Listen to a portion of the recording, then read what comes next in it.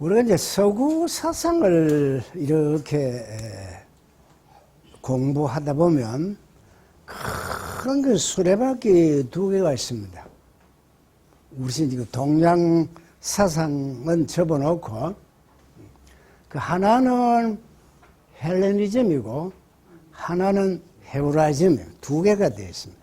이 성격을 우리가 알고 현대 신학을 접해야 우리가 지금 어디에 와서 지금 무슨 공부를 하고 있다 이 위치를 잡을 수 있습니다. 그러면 이제 헬레니즘과 헤브라이즘의 특징이 무엇인지를 우선 간단히 살펴보고 그 다음 단계로 나가겠습니다.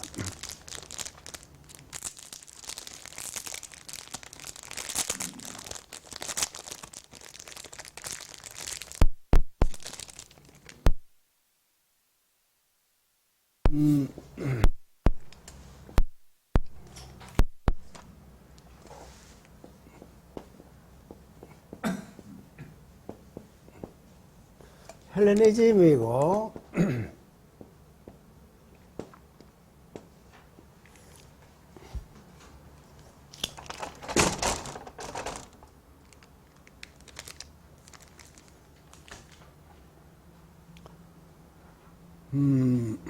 우리가 서구 사상을 이해하려 하면 이 두 축을 모르고는 안 됩니다. 기독교 사상도 이걸 모르면 옳게 이해가 안 되는 겁니다. 그 뿌리를 알고 기독교 사상을 이해해야만 근본을 알게 되는 겁니다. 헬레니즘의 그 특징이라는 것은 이성을 굉장히 지향을 합니다. 이성 존재입니다.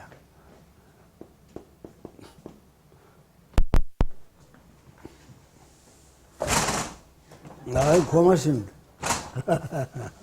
예, 고맙습니다. 그 이제 대표적인 사람들이 그 그리스 철학자들입니다. 소크라테스, 플라톤, 아리스토텔레스 이런 분들입니다. 이분들이 그 추구하는 것은 이성적인 활동을 통해서 어떤 절대적인 진리가 뭐냐 이걸 추구하는 것이 이 사람들의 목적이었습니다. 여기는 뭘 이제 발달되느냐 하면 철학이 발달됩니다. 철학이 뭐냐? 이 우주의 근본, 모든 사물의 근원이 무엇이냐 하는 겁니다. 우리가 기독교인들, 신앙하는 사람들 이런 것을 생각 안 하고 무턱대고 믿음 하면 그게 없습니다. 이 우주가 어떻게 생겨났나? 요즘 꽃이 있는데 이 꽃이 지금 살아있잖아요. 죽으면 죽었거든요. 살아있지만 죽었거든요. 이게 왜 뿌리가 없기 때문에. 그럼 저 지금 고무나무가 있는데 저 고무나무에 그 살아있다는 생명의 근원이 뭐냐 이겁니다. 이런 걸 자꾸 따져 들어갑니다. 사람이 왜 늙고 왜 죽느냐 이런 문제입니다. 그 석가님이 생로병사 이게 참 근본적인 숙제 아닙니까?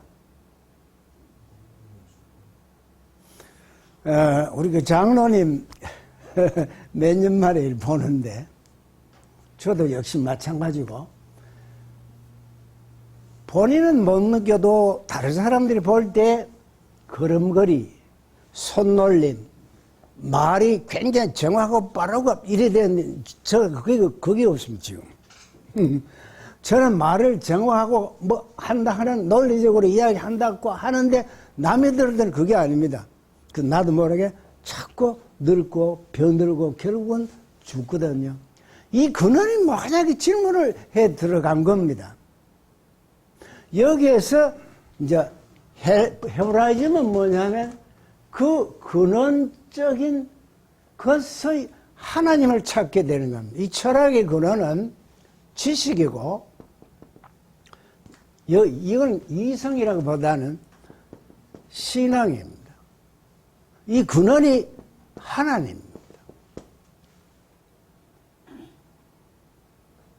출발은 같아도 지향하는 그 목적은 다릅니다. 이제 이 사람들이 발달돼 가는 것이 뭐냐 하면 과학이 발달되는 겁니다. 모든 게 합리, 이치에 안 맞으면 그 진리를 인정할 수 없으니까.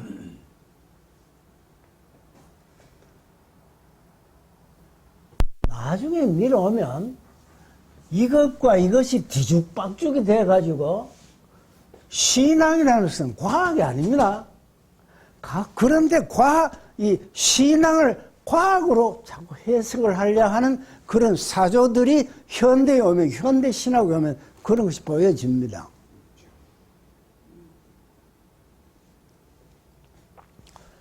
그 다음에 이게 이제 인간 생활에 적응하는 것이 윤리입니다. 윤리. 자, 어떤 근원적을 따지고 이 근원에 맞춰서 어떻게 살 것인가 하는 윤리적인 문제가 나오게 되죠. 이전은 윤리가 아닙니다. 이 기독교,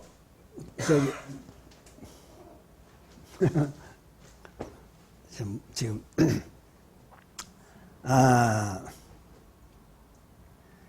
이 헤브라이즘이 나중에 가서 이 사람들이 추구하는 것이 율법이었거든요. 십계명이거든요. 이종은 자기 나름대로 윤리를 만듭니다. 소크라테스, 플라톤, 아리스토텔레스, 그 아리스토텔레스의 윤리학이라는 그 어떤 분야가 있는데 그걸 보면 상당히 연구를 많이 했어요. 이성에 따라 살아가는 것이 가장 선이다 이렇게 합니다. 선이 뭐냐? 이성에 따라 사는 거. 그럼 이성에 따라 어떻게 산단 말이고? 자꾸만 따져 들어가죠. 그런데 여기는 아예 하나님께서 10계명을 줘서 이 계명 따라 살아야 된다 하는 법칙이 율법주의가 발달됩니다. 그런데 이것이 이제 충돌을 하기 시작하죠. 충돌을 해 오다가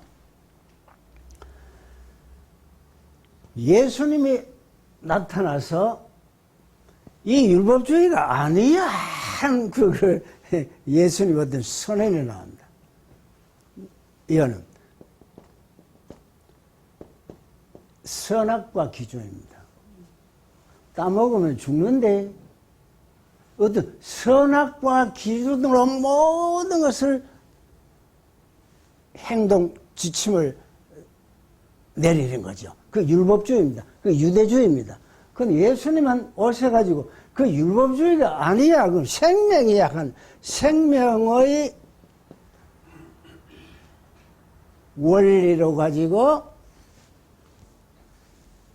복음을 전하는데 이게 복음이라는 거예요. 기독교는 윤리가 아닙니다. 우리가 여기서부터 기독교가 나옵니다. 요거는 유대교고 여기서부터 기독교가 나옵니다. 기독교는 윤리가 아닙니다. 이제 확실히 좀 한번 띄겠습니다.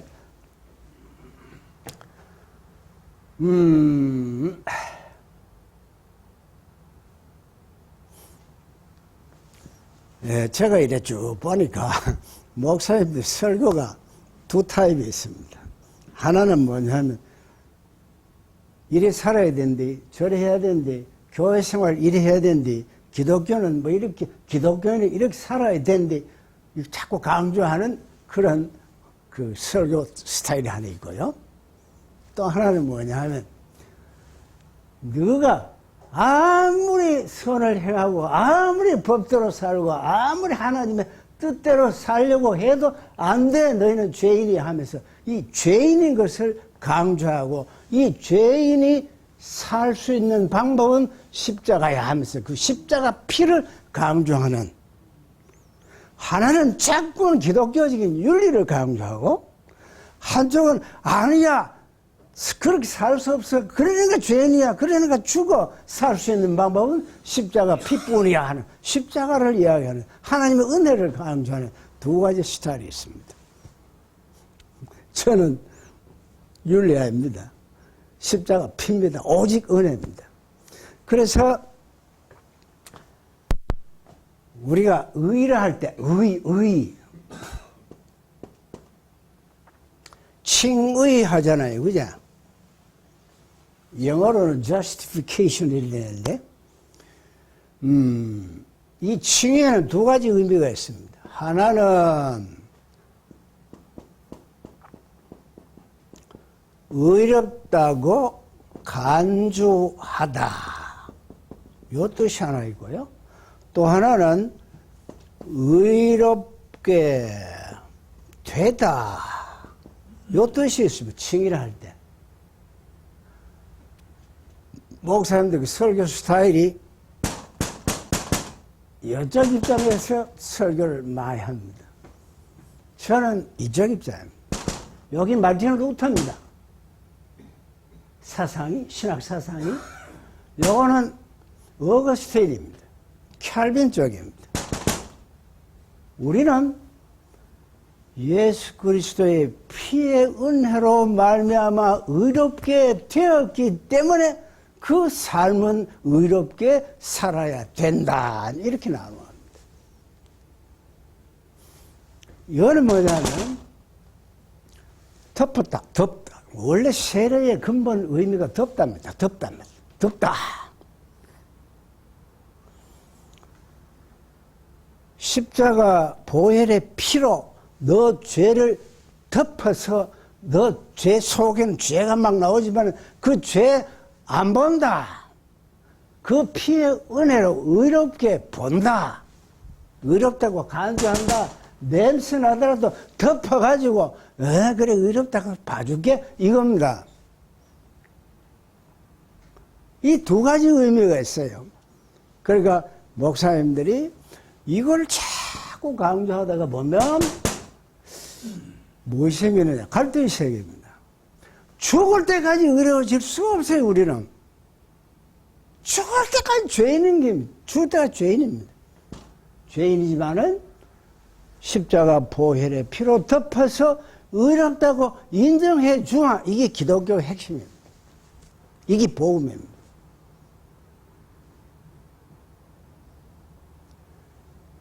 그러니까 이제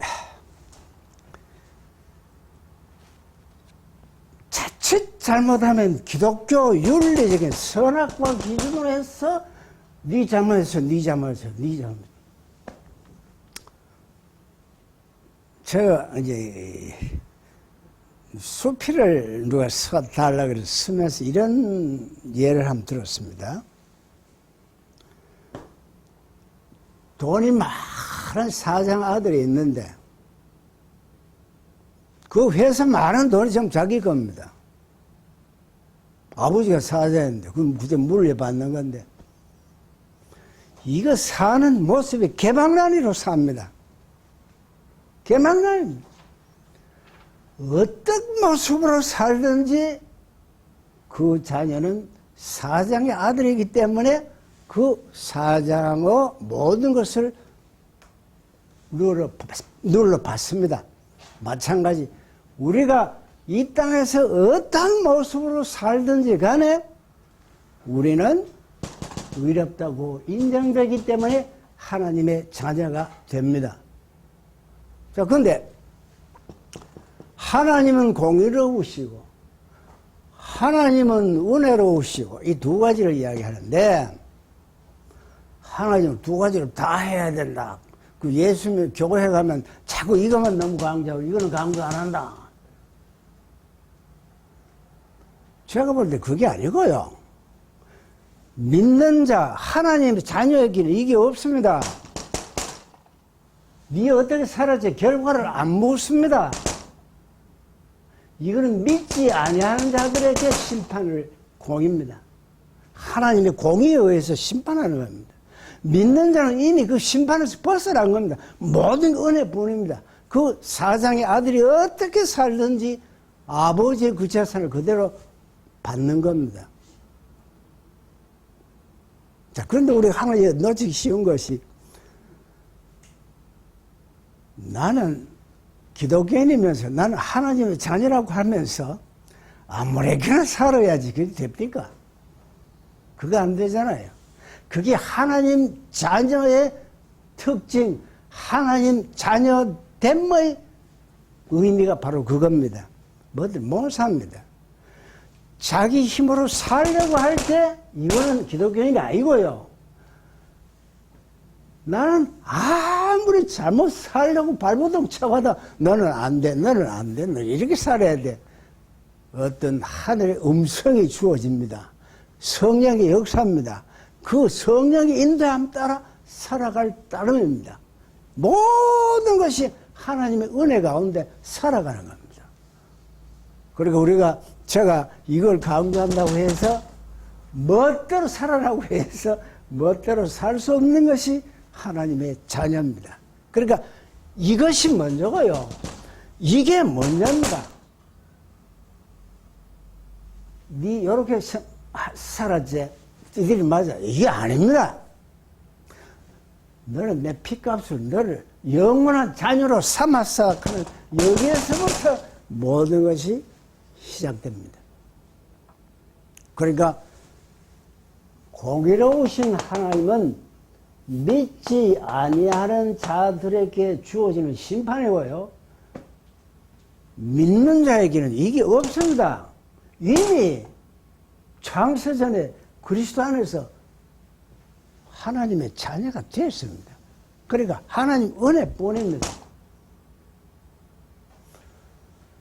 자, 이것이 이제 헤브라이즘은 지식을 추구하는 철학이 아니라 그 하나님이 주신 그 십계명과 하나님이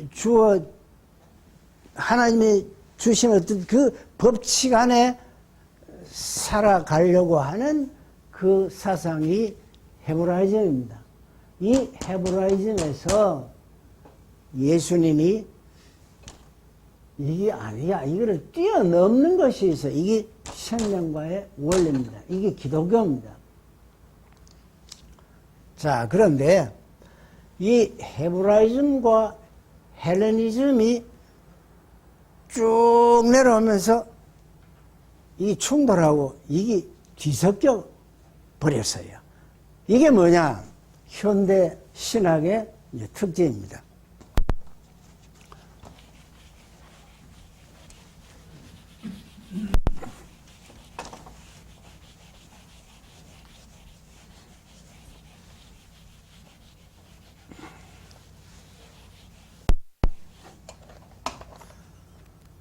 자, 그러면 이제 그게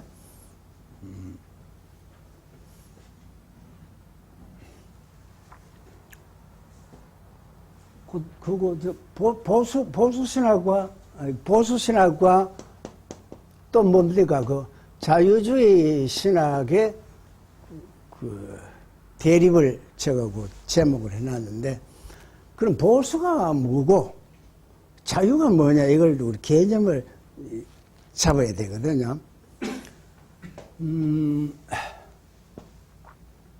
여기 사회학을 공부하다 보면 이게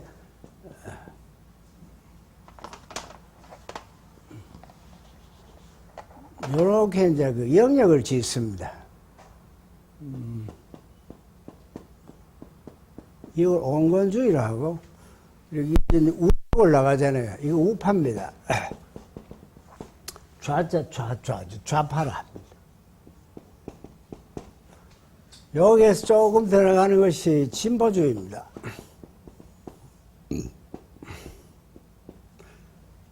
진보주의는 그 인간의 자유를 굉장히 강조합니다. 그래서 이걸 자유주의라고 말을 합니다. 여기서 너무 심하게 나오는 게 급진이라 합니다. 급진주의입니다. 뭘 자꾸 그 어디 가치를 지키려고 하는 것을 보수주의랍니다. 이어서 너무 그 변하지 않고 지키려 하는 이걸 반동주의랍니다. 반동주의랍니다. 우리가 이런 용어를 사용하면서도 그 개념을 확실하지 않기 때문에 그 대화할 때 막 혼돈할 수 있습니다. 이 기회에 이걸 그 개념을 짓는 것이 좋습니다. 젊어 좌파야, 젊어 우파야, 이게 있잖아요. 이게 이제 정치적인 그 색채, 정치적인 이념을 나눌 때 이렇게 나눕니다. 그리고 이걸 이데올로기란 말을 합니다. 보통 정치 이념에는 이데올로기란 말을 합니다. 그런데 이 이데올로기가 사상, 문화, 우리 신학에도 이제 보수주의, 자유주의 그러면 나옵니다. 그리고 연관성이 서로 있기 때문에 보수주의는 뭐냐 하면 기존의 어떤 가치관을 지켜나가려고 하는 그런 그 부류의 어떤 이념을 말합니다. 이건 뭐냐면 기존의 것을 좀 더 빠르게 고쳐나가자 하는 입장이 진보주의, 자유주의입니다. 그런데 이 둘이 서로 싸우면 안 돼. 이걸 건전합니다. 기존의 가치관을 지켜가려고 하는 것도 중요하고요. 어떤 가치관이 형성되는 데에는 하루 이틀 만에 되는 게 아니거든요. 오랜 세월을 거쳐서 조금의 변화를 가져오면서 이렇게 형성된 게 보수주의입니다. 보수가 든든해야만 그 사회가 든든합니다. 또 그대로 있으면 물이 고여 있으면 썩어버립니다. 자꾸 변화가 가야 되죠. 변화를 하되 좀 더 빨리 변화해야 돼 하면서 자꾸 자극을 주는 것이 진보주의입니다. 연령층으로 말하면 나이 지긋한 사람은 이쪽층을 많이 가고 젊은 층은 이쪽층을 많이 그걸 합니다. 그러니까 이제 정치적인 그것도 보면 소위 제가 볼 때 우리나라의 좌파 그 진보는 없습니다. 김대중 대통령 때에 그들은 정말 그 진보주의를 할까, 그 좌파 정권인데 요즘은 이게 아닙니다, 이거는. 이건 너무 나가버렸어요. 이 급진주의입니다. 김일성 주체 사상 기사거든요. 김일성의 사상이 바로 우리가 지향해야 할 사상들이 되는 겁니다. 정치적으로. 그건 너무 나가버리는 겁니다. 이건 아니고요. 옛날 김대중 대통령은 이 보수 쪽에서 볼 때는 좀 위험하다고 그랬는데, 제가 이렇게 볼 때는, 이번은 합리적이면서도 뭔가 변화를 가져와서 남북 간에도 옛날 그대로 하면 안 된다. 우리는 한민족이기 때문에 통일을 어떻게 하든지 이런 방법을 한번 이루어보자 하는 그런 정치적인 그게 있었거든요. 그 진보주의입니다. 근데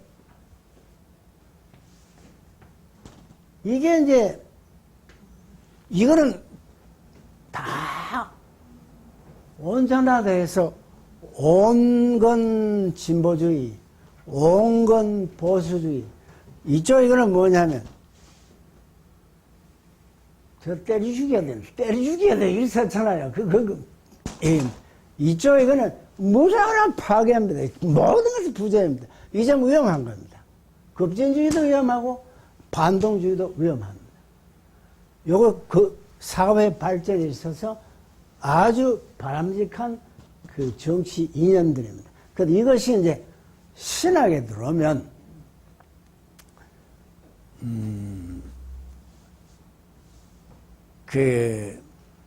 어떤 이쪽을 지향하는 그 신학 사상이 있는데 이것을 자유주의 신학이란 말하고 옛날 그대로를 지켜가자 하는 것이 보수주의 신학입니다. 이건 정치 이념하고 좀 다릅니다.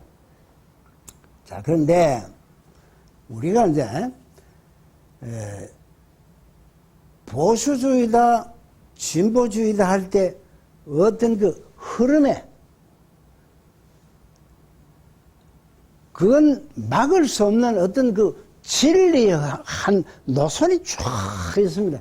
그것이 무엇인지를 우리가 분명히 잡고 오늘날 목사님들이 설교하실 때 저거는 좀 곤란한데 저거는 우리가 본받아야 될 그런 사상인데 뭐 이런 관점을 가져야 됩니다.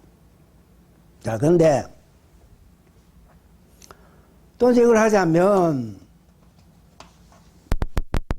이걸 또 우리가 삼아 또 해야 될 것이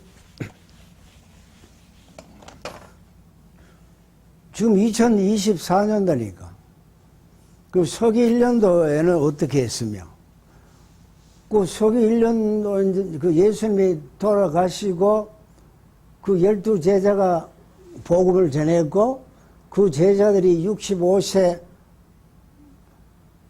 요한은 93세까지 오래 사셨고 그러면 그분들이 죽고 난 후에 복음은 누가 전하느냐? 그 속사도라고 나옵니다. 그걸 이제 교회 한 복습입니다. 예수님 사후로부터 590년까지 이걸 초대교회라 하잖아요. 1517 중세 요 이후를 근 현대교회 이렇게 합니다. 여기서 특징이 다 있어요. 요거는 무엇이 문제냐 하면 뭐 자세한 거는 생략해버리고 삼위일체입니다. 예수님이 신이가 인간이가 이제 이 문제 있거든요.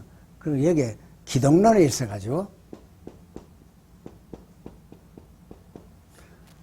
예수님은 완전한 신이시고 예수님은 완전한 인간이시다. 이게 지금까지 내려오면서 딱 결정해놓는 교회사의 큰 그게입니다. 이거 흔들려고 다르면 그저 이단입니다. 막 이단 간단합니다. 이거 뭐 예수님은 순수 인간이라든지 뭐 하나님이고 인간은 아니라든지 이걸 이야기하면 그 전부 이단입니다. 이걸 우리가 분명히 하고 넘어가야 됩니다. 이거는 과학적으로 따질 일이 아닙니다. 그 앞선 그 선진들이 신앙 고백으로 하나의 체계를 세워놓은 것이 기독론, 삼위일체입니다. 이걸 이론으로 되는 게 아닙니다. 하여튼 삼위일체입니다. 성부, 성자, 성령. 여기 어디 나오나? 사도신경 고백에 나옵니다. 그건 뭐 사도신경이 맞니 안 맞니 그거 다 헛소리입니다. 사도신경으로 딱 결정해 놨습니다. 이 흐름이 지금까지 계속 와야 돼요. 이거를 지켜가자는 것이 보수주의입니다.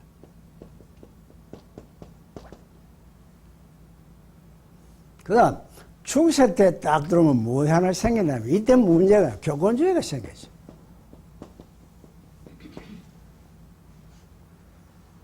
교황체제입니까? 교황이 예수님의 대행자라 하는 입장입니다. 그러니까 교황의 말이 바로 교황의 교시가 하나님의 말씀이 되어버립니다. 지금도 그렇습니다. 교황 제도, 그 캐톨릭의 제도가 이래 되어 있습니다. 그걸 교권주의를 합니다. 그다음 마틴 루터를 깨지요. 뭐냐? 교황도 나도 모든 인간은 하나님 앞에 죄인이야. 그걸 규정을 해버립니다. 오직 성서, 오직 믿음, 만인 사제설, 여기 마틴 루터가 교권주의에 맞서서 주장한 아주 귀한 신앙 고백입니다. 그럼 이쪽은 뭘 하느냐? 성서 외에 이게 하나님 말씀은 하나님 말씀 되려고 하면 이거는 전체 오직 성경뿐인데 저쪽은 뭐냐면 교황 교시 이게 하나님 말씀 됩니다. 루터는 아니야, 너 교황도 죄인이야. 교황의 말이 하나님 말씀 될 수 없어. 오직 성서야. 이건 뭐야? 믿음에다가 행위가 플러스 돼야만 구원된다. 구원의 조건은 이것뿐이야. 구원도 선물이야. 참 재밌는 게요. 기독교 강요에 캘빈의 기독교 강요가 이러고 막 이래 돼 있습니다. 믿음은 뭐냐?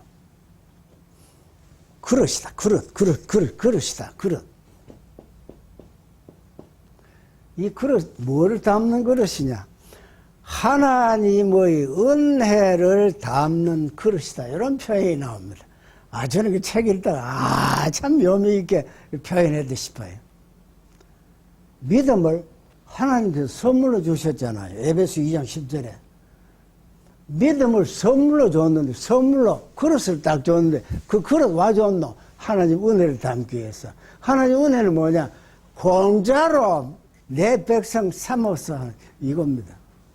너 행위 안 보고, 그냥 하나님 자녀로 삼아서, 언제? 창세 전에 그리스도 안에서. 이건 신비입니다. 그러니까 이 믿음을 선물로 주셔가지고 오직 이 선물만 가지고 은혜를 담아서 구원되는 것이지 인간의 행위 이건 아무리 행해도 쓸데없어요. 이건 구원하고는 관계없어요. 그 다음 말인 사제직 하는 것은 요즘도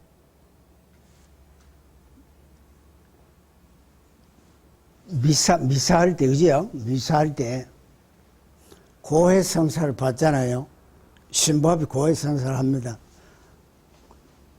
그걸 신부가 그걸 사해줍니다.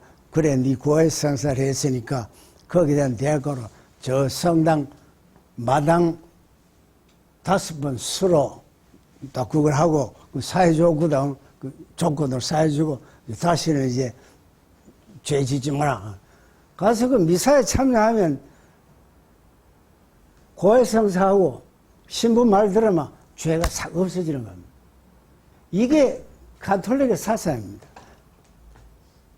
그럼 사제는 뭐 하는 것이죠? 죄를 사해주는 역할을 하는 게 사제거든요.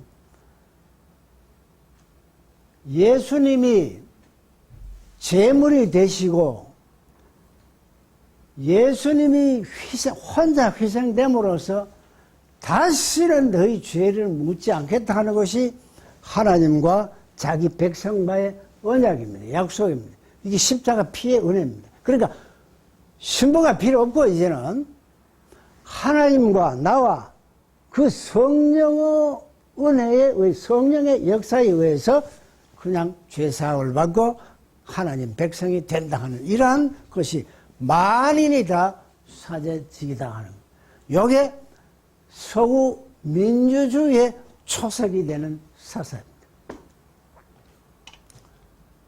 그런데 이제 오늘날도 캐톨릭이 이걸 주장하고 어떤 교회에서는 아직도 이걸 말하는가 싶은데 가르치는 것은 또 이거를 이야기할 수 있어요. 교회 가면 목사님들 설교에 어딜 그런 게 나옵니다. 이거 해보시오. 하나님이 복 줍니다. 아닙니다. 저는 그걸 복은 이미 받았는데요. 지옥 갈기 천국 시민권을 받게 되시 이미 복 받은 자 아닙니까? 너는 내 장자라고 했지 않습니까? 그 사장 아들이 어떻게 살든지 사장 아들이잖아요.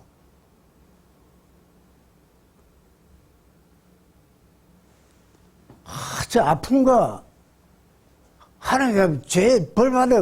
그게 아닙니다. 아픈 것도 은혜입니다. 저는 늘 합니다. 아픈 거 은혜입니다. 아픈 거 은혜라요. 우리 집사람 병이 굉장히 많습니다. 혈액투석 하지요. 루마티스 관절염 때문이죠. 고관절 나가지요. 무릎도 나가지요. 좌타되면 찬송 부르는데요. 어디서 거기 나옵니까? 하나님께서 은혜를 줬기 때문에 그 참소 저절로 나오는 거 아닙니까? 감사하다는데요.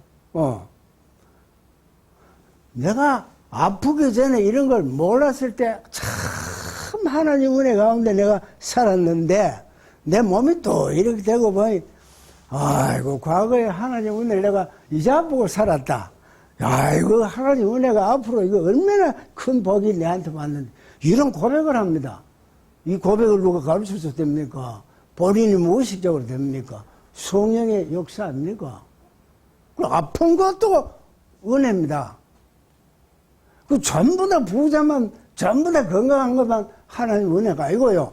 가난도 복이고, 아픈 것도 복이고, 건강도 복이고요. 부한 것도 복이고, 전부 다 하나님 은혜 안에서는 다 복입니다.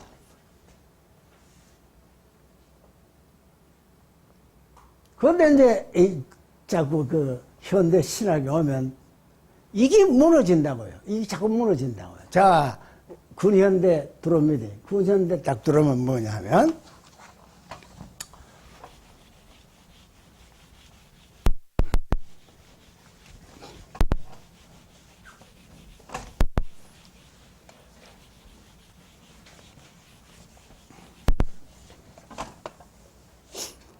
자, 이제 우리가 변치 아니하는 큰 진리에 뿌리겠다 했지요. 일체 기독론은 어디에? 신앙 고백. 그 뭔데? 안 보이죠. 10분 안에 끝내시라고요. 다라가 마치보기로 했는데.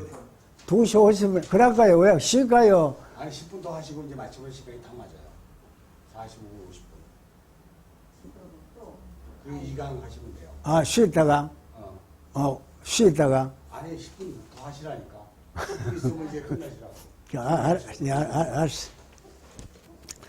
그 이제, 우리가 이제 현대 신학, 보수 신학과 자유주의 신학을 하면서 하나에 놓아서는 안 되는 절대적인 진리의 기준, 신앙의 기준이 그게 뭐냐 하면 삼위일체 기독론의 꽉 꼬고 액기스로 만든 것이 사도신경 아닙니까? 그지? 그거 다 있다. 사도신경 부정하면 안 됩니다.